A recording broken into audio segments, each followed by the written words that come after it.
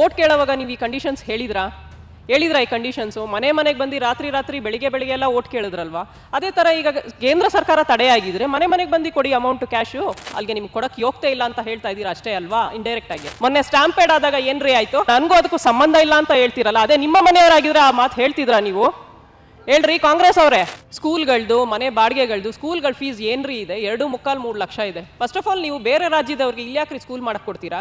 ಯಾಕೆ ನಮ್ಮ ಲೋಕಲಲ್ಲಿ ನಿಮಗೆ ಮಾಡೋ ಯೋಗ್ಯತೆ ಇಲ್ವಾ ಸ್ಕೂಲ್ಗಳು? ಮುಸ್ಲಿಮನ್ನ ಓಲೈಕೆ ಮಾಡ್ತಾ ಇದ್ದಾರೆ ಅಂದರೆ ಪಾಪ ಬ್ರದರ್ಸ್ ಅಂತ ಅವ್ರು ಮಾಡಬೇಕಾದ್ದೆ. ಅವರಿಂದಾನೇ ಅಲ್ವಾ ಕಾಂಗ್ರೆಸ್ ಇರೋದು. ನಮ್ಮ ಹಿಂದೂಗಳು ಓಟ್ ಹಾಕಿ ಕಾಂಗ್ರೆಸ್ನ ಗೆಲ್ಸ್ಕೊಳ್ಳಿ ನೋಡೋಣ. ಆ ತಾಕತ್ ನಿಮ್ಗೆ ಇಲ್ಲ ರೀ, ಅದಕ್ಕೆ ಅವ್ರ ಹತ್ರ ಹೋಗಿ ಗೆಲ್ಸ್ಕೊತಾ ಇದ್ದೀರಾ ಅಷ್ಟೇ.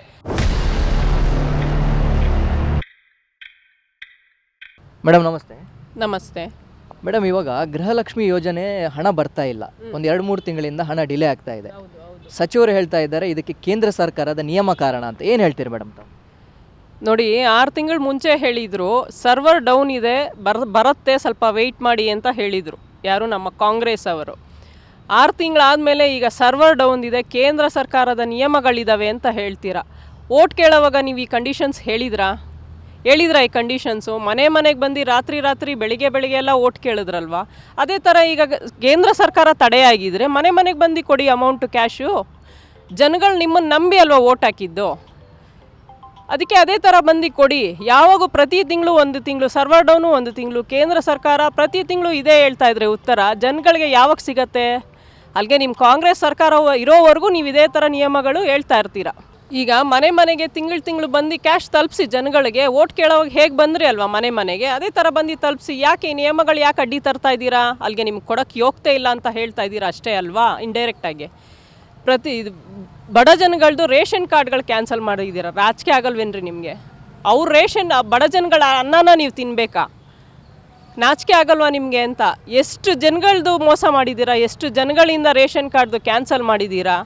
ಅವರು ಏನು ನಿಮ್ಮಂಗೇನು ಕೋಟಿ ಟ್ರಾನ್ಸಾಕ್ಷನ್ ಮಾಡ್ತಾರೇನ್ರಿ? ಅಲ್ಲಿ ರೇಷನ್ ಕಾರ್ಡ್ ಹೋಗಿ ಕೇಳಿದ್ರೆ ಅವ್ರು ಹೇಳ್ತಾರೆ ಬ್ಯಾಂಕ್ ಟ್ರಾನ್ಸಾಕ್ಷನ್ ನೋಡಿ ಕ್ಯಾನ್ಸಲ್ ಮಾಡಿದ್ದಾರೆ ಅಂತ. ನಿಜ ಎಷ್ಟು ಸುಳ್ಳೆಷ್ಟು ಅದು ನಿಮಗೆ ಗೊತ್ತಿದೆ, ನಮಗಂತೂ ಗೊತ್ತಿಲ್ಲ ಜನಗಳಿಗೆ. ದಯವಿಟ್ಟು ಆ ರೇಷನ್ ಕಾರ್ಡ್ ಕ್ಯಾನ್ಸಲ್ ಮಾಡಿರೋರ್ದು ಮತ್ತೆ ಆಕ್ಸೆಸ್ ಮಾಡಿ ಕೊಡಿ. ಅಲ್ಲ ಮೇಡಮ್, ಇವಾಗ ರೇಷನ್ ಕಾರ್ಡ್ ಕ್ಯಾನ್ಸಲ್ ಮಾಡಿದರೆ ಸಿದ್ದರಾಮಯ್ಯ ಸರ್ಕಾರ ಒಂದು ಉಚಿತ ಅಕ್ಕಿ ಕೊಡ್ತಾ ಇದೆ. ಹಾಗಾದರೆ ಇವ್ರು ಯಾರಿಗೆ ಕೊಡ್ತಾ ಇದ್ದಾರೆ ಇವಾಗ? ಅದು ಅವ್ರಿಗೆ ಗೊತ್ತು ಯಾರಿಗೆ ಕೊಡ್ತಾ ಇದ್ದಾರೆ, ಪಕ್ಕದ ದೇಶಕ್ಕೆ ಕೊಡ್ತಿದ್ದಾರಾ ಅಂತ. ಯಾಕಂದರೆ ಮಾತೆತ್ತಿದ್ರೆ ಪಾಕಿಸ್ತಾನ್ ಮೈ ಬ್ರದರ್ಸ್ ಅಂತಿರಲ್ರಿ, ಎಲ್ರಿ ಹೋಯ್ತು ಮೈ ಬ್ರದರ್ಸ್ದು? ಮೊನ್ನೆ ಸ್ಟಾಂಪೇಡ್ ಆದಾಗ ಏನ್ರಿ ಆಯಿತು? ಯೋಗಿಯವರು ಅಲ್ಲಿ ಸ್ಟಾಂಪೇಡ್ ಆದಾಗ, ಮಹಾಕುಂಭಮೇಳನಲ್ಲಿ ಸ್ಟಾಂಪೇಡ್ ಆದಾಗ 25 ಲಕ್ಷ ಒಂದು ಕುಟುಂಬಕ್ಕೆ ಅನೌನ್ಸ್ ಮಾಡಿದ್ರು. ನೀವು 10 ಲಕ್ಷ ಕೊಟ್ಬಿಟ್ಟು ನನಗೂ ಅದಕ್ಕೂ ಸಂಬಂಧ ಇಲ್ಲ ಅಂತ ಹೇಳ್ತೀರಲ್ಲ, ಅದೇ ನಿಮ್ಮ ಮನೆಯವರಾಗಿದ್ರೆ ಆ ಮಾತು ಹೇಳ್ತಿದ್ರಾ ನೀವು? ಹೇಳ್ರಿ ಕಾಂಗ್ರೆಸ್ ಅವರೇ, ಹೇಳ್ತಿದ್ರ ಆ ಮಾತು? ನೀವು ಕರೆಸಿದ್ದು ನಿಮ್ಮ ಮನೆಯವ್ರಿಗೋಸ್ಕರ, ಇಲ್ಲಿ ಜನಗಳ ಪ್ರಾಣಗಳು ತೆಗೆದ್ರಿ. ಮೇಡಮ್, ಇವಾಗ ಪ್ರತಿ ಬಾರಿ ಕಾಂಗ್ರೆಸ್ ಸರ್ಕಾರ ಬಂದಾಗಲೂ ಹಿಂದೂಗಳನ್ನು ಟಾರ್ಗೆಟ್ ಮಾಡುವಂಥ ಕೆಲಸ ನಡೀತಾ ಇದೆ, ಪ್ರಯತ್ನ ನಡೀತಾ ಇದೆ. ಈ ಬಾರಿನೂ ಅದು ಕಂಟಿನ್ಯೂ ಆಗಿದೆ.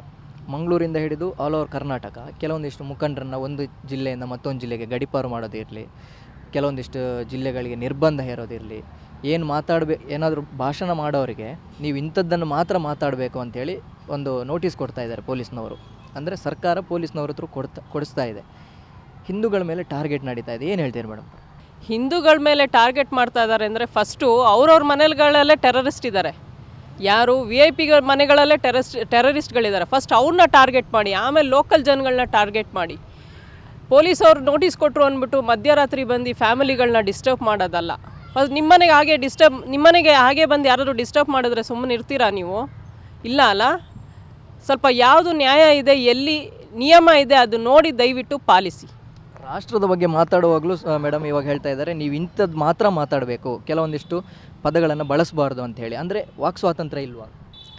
ಸ್ವಾತಂತ್ರ್ಯ ಅದು ಅವರವರ ಇಷ್ಟಪಟ್ಟಿದ್ರಿ, ಎಲ್ಲರಿಗೂ ಇದೆ ಸ್ವಾತಂತ್ರ್ಯ. ಅದನ್ನು ಕಿತ್ಕೊಳಕ್ಕೆ ನೀವು ಯಾರು? ಇಂಥ ಭಾಷೆನೇ ಮಾತಾಡಬೇಕು ಅಂದರೆ ಅವ್ರ ಮಾತೃಭಾಷೆ ಅವ್ರು ಮಾತಾಡ್ತಾರ್ರಿ. ನೀವು ಮಾತಾಡ್ತೀರಾ ನಿಮ್ಮ ಮಾತೃಭಾಷೆ? ಮನೆಗಳಲ್ಲಿ ಮಾತಾಡ್ತೀರಲ್ಲ, ನಿಮ್ಗೆ ಅದೇ ತಡೆಯಾಜ್ಞೆ ಕೊಟ್ಟರೆ ನೀವು ಒಪ್ತೀರಾ? ಇಲ್ಲ ಅಲ್ವಾ? ಅದನ್ನು ಯಾಕೆ ಜನಗಳ ಮಧ್ಯೆ ತಂದು ತೋರಿಸ್ತೀರಾ? ಅಂದರೆ ಟಾರ್ಗೆಟ್ ಇವಾಗ ಒಂದು ಸಮುದಾಯವನ್ನು ಓಲೈಸುವಂಥ ಕೆಲಸ ನಡೀತಾ ಇದೆ ಕಾಂಗ್ರೆಸ್ ಸರ್ಕಾರದಿಂದ. ಪ್ರತಿ ಬಾರಿನೂ ಇದೇ ನಡೀತಾ ಇದೆ, ಈ ಬಾರಿನೂ ಅದಕ್ಕಿಂತ ಸ್ವಲ್ಪ ಜಾಸ್ತಿನೇ ನಡೀತಾ ಇದೆ. ಏನು ಹೇಳ್ತೀರಿ? ಮುಸ್ಲಿಮನ್ನ ಓಲೈಕೆ ಮಾಡ್ತಾ ಇದ್ದಾರೆ ಅಂದರೆ ಪಾಪ ಬ್ರದರ್ಸ್ ಅಂತ ಅವ್ರು ಮಾಡಬೇಕಾದ್ದೆ. ಅವರಿಂದಾನೇ ಅಲ್ವಾ ಕಾಂಗ್ರೆಸ್ ಇರೋದು. ನಮ್ಮ ಹಿಂದೂಗಳು ಓಟ್ ಹಾಕಿ ಕಾಂಗ್ರೆಸ್ನ ಗೆಲ್ಸ್ಕೊಳ್ಳಿ ನೋಡೋಣ. ಆ ತಾಕತ್ ನಿಮ್ಗಿಲ್ಲ ರೀ, ಅದಕ್ಕೆ ಅವ್ರ ಹತ್ರ ಹೋಗಿ ಗೆಲ್ಸ್ಕೊತಾ ಇದ್ದೀರಾ ಅಷ್ಟೇ. ಅವ್ರ ಹತ್ರ ನಿಮ್ಮ ಯೋಗ್ಯತೆ ಏನಂತ ತೋರಿಸ್ಕೊಳ್ತಾ ಇದ್ದೀರಾ, ನಿಮ್ಮ ಮರ್ಯಾದೆ ನೀವೇ ಬಿಚ್ಕೊಳ್ತಾ ಇದ್ದೀರಾ ಅಷ್ಟೇ ಅವ್ರ ಹತ್ರ. ಹಾಗಾದರೆ ಮೇಡಮ್ ಕಾಂಗ್ರೆಸ್ಗೆ ಓಟ್ ಹಾಕಿದ ಹಿಂದೂಗಳ ಪರಿಸ್ಥಿತಿ ಅಂತ? ಅದಕ್ಕೆ ಈಗ ಕಾಂಗ್ರೆಸ್ ಕೊಡ್ತಾರೆ ಅಂತ ಹಾಕಿ ಎಲ್ಲರೂ ಜನ ಇವಾಗ ಅಲ್ಲಿ ಇಲ್ಲಿ ಇಟ್ಟಾಡ್ತಾ ಇದ್ದಾರಲ್ವ. ಲೇಡೀಸ್ಗೆ ಫ್ರೀ ಅಂತ ಬಸ್ ಕೊಟ್ಟರು, ಲೇಡೀಸ್ಗೆ 10 ರೂಪಾಯಿ ಇರೋದು ಇವಾಗ ಜೆಂಟ್ಸ್ಗೆ 20 ರೂಪಾಯಿ ಮಾಡಿ ಹಾಕ್ತಾ ಇದ್ದಾರೆ. ಎಲ್ಲ ಕಡೆ ರೇಟ್ಗಳು ಜಾಸ್ತಿ, ಕಳ್ತನಗಳು ಜಾಸ್ತಿ ಆಗ್ತಿದ್ದಾವೆ, ಕೊಲೆಗಳು ಜಾಸ್ತಿ ಆಗ್ತಿದ್ದಾವೆ. ಅದು ಯಾರಿಂದ? ನಿಮ್ಮ ಸರ್ಕಾರ ಬಂದ ಮೇಲೇ ಅದು ಆಗ್ತಾ ಇರೋದು.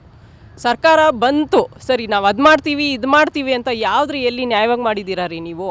ಎಲ್ಲಿ ನೋಡಿದ್ರು ಅಲ್ಲಿ ಕಿತಿ ಇಲ್ಲ ಹಾಕ್ತೀರಾ, ಇಲ್ಲಿ ಕಿತಿ ಎಲ್ಲ ಹಾಕ್ತೀರಾ. ಮತ್ತು ಕೇಂದ್ರ ಸರ್ಕಾರ ಒಪ್ತಾ ಇಲ್ಲ, ನಾವು ಇವಾಗಿಲ್ಲ ಅವಾಗ ಮಾಡ್ತೀವಿ ಅಂತೀರಾ. ಸಿದ್ದರಾಮಯ್ಯ ಇರೋವರೆಗೂ ಯಾವುದೇನು ಮಾಡಲ್ಲ. ಜನಗಳಾದರೂ ಇನ್ನು ಮುಂದೆ ಎಚ್ಚರಿಸ್ಕೊಂಡು ದಯವಿಟ್ಟು ಒಳ್ಳೆಯವ್ರನಿಗೆ ಓಟ್ ಹಾಕಿ. ರಾಜ್ಯದಲ್ಲಿ ಪ್ರತಿಯೊಂದೂ ಇವಾಗ ದಂಧೆ ಥರ ನಡೆಸ್ತಾ ಇದ್ದಾರೆ. ಸ್ಕೂಲ್ಗಳದ್ದು, ಮನೆ ಬಾಡಿಗೆಗಳದ್ದು, ಸ್ಕೂಲ್ಗಳ ಫೀಸ್ ಏನ್ರಿ ಇದೆ? 2.25-3 ಲಕ್ಷ ಇದೆ. ಫಸ್ಟ್ ಆಫ್ ಆಲ್ ನೀವು ಬೇರೆ ರಾಜ್ಯದವ್ರಿಗೆ ಇಲ್ಲಿ ಯಾಕ್ರಿ ಸ್ಕೂಲ್ ಮಾಡೋಕ್ಕೆ ಕೊಡ್ತೀರಾ? ಯಾಕೆ ನಮ್ಮ ಲೋಕಲಲ್ಲಿ ನಿಮಗೆ ಮಾಡೋ ಯೋಗ್ಯತೆ ಇಲ್ವಾ ಸ್ಕೂಲ್ಗಳು? ಮುಂಚೆ ಎಲ್ಲ ನಡೆಸ್ತಾ ಇಲ್ವಾ ಸ್ಕೂಲ್ಗಳು? ಒಂದು ಸ್ಕೂಲ್ ಮೇಲೆ ಒಂದು ಎಷ್ಟು ಡಿಮ್ಯಾಂಡ್ ಇದಾವೆ ರೀ ಆ ಸ್ಕೂಲ್ಸ್ಗಳಿಗೆ. ಪೇರೆಂಟ್ಸು ಬರ್ತಾರೆ, ನಿಜ ಒಪ್ಕೊಳ್ಳೋಣ. ಯಾಕಂದರೆ ಇವಾಗ ನೀವೆಂಗೆ ಹೋಗ್ತೀರಾ, ನಮ್ಮ ಮಗಳು ಒಳ್ಳೆ ಸ್ಕೂಲಲ್ಲಿ ಓದಬೇಕು ಅಂತ, ಹಂಗೆ ಓದಬೇಕು ಅಂತ ಪೇರೆಂಟ್ಸ್ಗಳಿಗೂ ಆಸೆ ಇದೆ. ಅದನ್ನು ನೀವು ಅಡ್ವಾಂಟೇಜ್ ಆಗಿ ತೊಗೊಂಡು ಮಾಫಿಯಾಗಳು ಮಾಡ್ತಾ ಇದ್ದೀರಲ್ರಿ. ಇನ್ನು ಎಷ್ಟು ಜನಗಳು ತಲೆ ಹೊಡಿಬೇಕು ಅಂತಿದ್ದೀರಾ? ಎಲ್ಲ ಕಡೆ ಬರೀ ಎಜುಕೇಷನ್ ಸುಲಿಗೇನೆ ಆಗಿದೆ. ಗೌರ್ಮೆಂಟ್ ಸ್ಕೂಲ್ಗಳು ಉದ್ಧಾರ ಮಾಡಿರಿ. ಜನಗಳು ಯಾಕೆ ಬರಲ್ಲ? ಎಲ್ಲ ನಾವು NPS ಮಾಡ್ಕೊತೀವಿ, ಆ ಕಡೆ DPS ಮಾಡ್ಕೊತೀವಿ, ಈ ಕಡೆ ವಿದ್ಯಾಶಿಲ್ಪ. ಎಷ್ಟು ಸ್ಕೂಲ್ಗಳ್ರಿ ನಿಮ್ಮದು? ಎಲ್ಲ ರಾಜಕೀಯದವ್ರದ್ದೇ ಸ್ಕೂಲ್ಗಳು. ನೋಡಿದ್ರೆ ಫಸ್ಟ್ ಆ ರಾಜಕೀಯ ಸ್ಕೂಲ್ಗಳದ್ದು ರೇಟ್ಗಳು ಮಾಡಿರಿ ಹೇಳ್ತೀನಿ, ಅವಾಗಾದರೂ ಜನಗಳಿಗೆ ಬುದ್ಧಿ ಬರುತ್ತೇನೋ. ಎಲ್ಲ ನಮ್ಮ ದುಡ್ಡು ತೊಗೊಂಡೋಗಿ ಎಲ್ಲ ಸ್ಕೂಲ್ ಮೇಲೆ ಬ್ಲ್ಯಾಕ್ ಮನಿ ತೊಗೊಂಡೋಗಿ ಬೇರೆದ್ರ ಮೇಲೆ ಎಲ್ಲ ಇನ್ವೆಸ್ಟ್ ಮಾಡ್ತಿದ್ದೀರಲ್ಲ, ಅದೇ ಆ ಬಡವ್ರ ಮಕ್ಕಳ ಮೇಲೆ ಗೌರ್ಮೆಂಟ್ ಸ್ಕೂಲ್ಗೆ ಇನ್ವೆಸ್ಟ್ ಮಾಡಿ. ಮುಂದಿನ ಪೀಳಿಗೆಗಳು ಸ್ವಲ್ಪ ನಿಮ್ಮ ದಾರಿಗೆ ಬರ್ತಾರೆ. ಈಗ ವಿಡಿಯೋ ಮಾಡಿದ್ದು ನೋಡಿ ಸ್ವಲ್ಪ ತುಂಬ ಬುದ್ಧಿವಂತರು ಜನ ತುಂಬ ಒಳ್ಳೊಳ್ಳೆ ಕಮೆಂಟ್ಸ್ ಹಾಕ್ತಾರೆ. ಅದು ನಿಮ್ಮ ಅಕ್ಕ ತಂಗಿದಿರು, ನಿಮ್ಮ ತಾಯಂದಿರಿಗೆ ಹಾಕ್ಕೊಳ್ಳಿ, ಉಪಯೋಗ ಆಗುತ್ತೆ. ಯಾಕೆ ಕಂಡೋರ್ ಹೆಣ್ಮಕ್ಳನ್ನ ಟಾರ್ಗೆಟ್ ಮಾಡಿ ಹಾಕ್ತೀರಾ? ನಿಮ್ಗಳಿಗೆ ಒಳ್ಳೇದಾಗಲಿ ಅಂತ ನಾವು ಮಾಡಿದ್ರೆ ನೀವು ನಮ್ಮ ಮೇಲೆ ಕೆಟ್ಟ ಕಮೆಂಟ್ಸ್ ಹಾಕ್ಕೊಳ್ತೀರಾ.